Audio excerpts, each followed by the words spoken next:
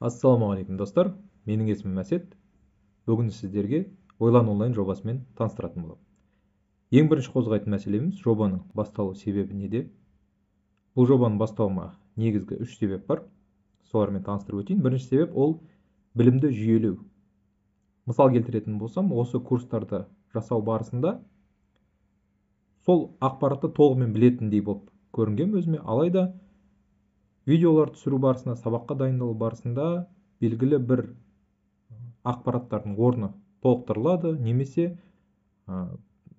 жалпы білімім жүйелене бастады. Оған әйгілі бір әзілді мысал ретінде келтіруге болады деп ойлаймын. Мұғалім оқушыларға сабақты бір рет түсіндіреді, екі рет түсіндіреді, сосын соңғы рет тағы да түсіндіріп жатқан кезде ашуланып, қалайша түсінбедіңдер, осылай айтып отырып мен өзім түсініп алдым дегендей, сіздерге үйрете отырып мен өз білімімді жүйелеп, нақтылап, нығайта түсемін. Екінші себеп ол осы хадисте жазылған, яғни адам дүниеден өткеннен кейін де артынан үзілмей барып тұратын үш нәрсе бар екен. Ол садақа жария, пайдалы ілім, және де сол адам үшін дұға жасайтын ізгі ұрпақ. Енді ол не деген сөз?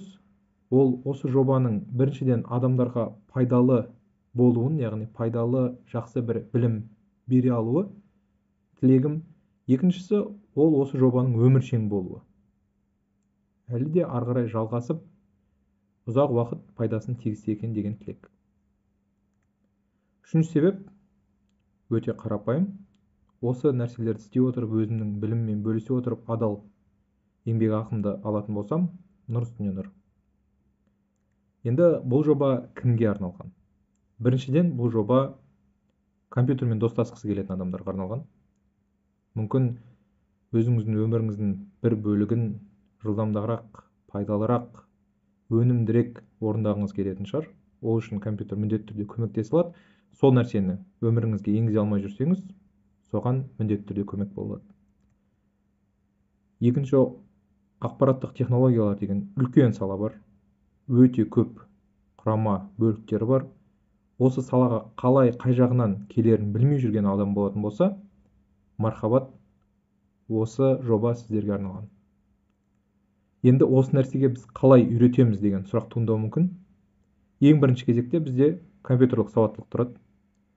Сіз қарапайым деңгейде компьютерді қосуды, өшіруді, онымен жұмыс істеуді білу керексіз. Екінші нәрсе ол офистік бағдарламалар. Әйгілі үштік, Word, Excel, PowerPoint. Осы үш бағдарламаны жақсы деңгейде біліп алған адам, ол жоқ дегенде жақсы қызметкер болады деп ойлаймын.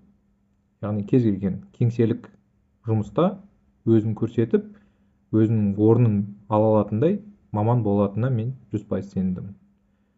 Адам осымен ақ шектеліп, өзінің өмірін бір жақсы жаққа өзгерте алады.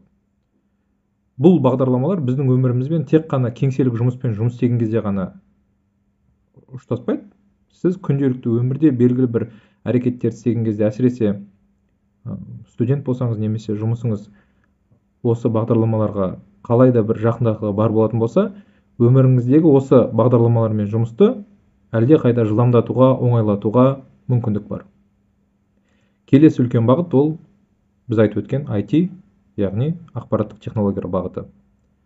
Осы бағытқа толығырақ тоқталып кетсек, оның тармақтары өте көп. Біріншісі бағдарламалау. Бұның ішіне өте көп салалар кіреді. Ол веб бағдарламалау, мобильді қосымшалар жазу, ойын жазу, data science дейді, машиналық оқыту, бәрі осының ішіне кіріп кетеді.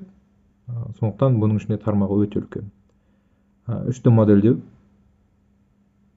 робототехника және де тағы сол сияқты. Яғни бұл сала өте ауқымды. Барынша осы салаларды қамтуға тырысамыз. Яғни әрине жалғыз өзім емес, бұған қосымша мамандар, әр саланың өзінің маманы өзіне тиесілі бағытты алып, жақсы сапалы курс жасайды деген сенімдемін. Бұдан бөлек бізде іргетастың тағы бір түрі ол мектеп пәндері. Техникалық бағыттағы мектеп пәндері, яғни ол математика, физика, информатика және тағы басқа. бұларды да алып жүру ойда бар.